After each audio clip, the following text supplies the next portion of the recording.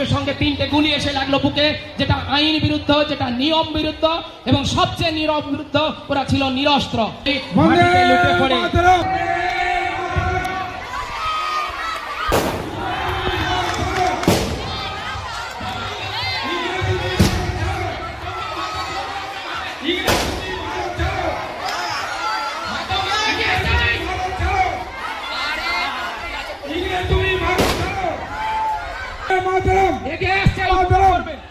Matangini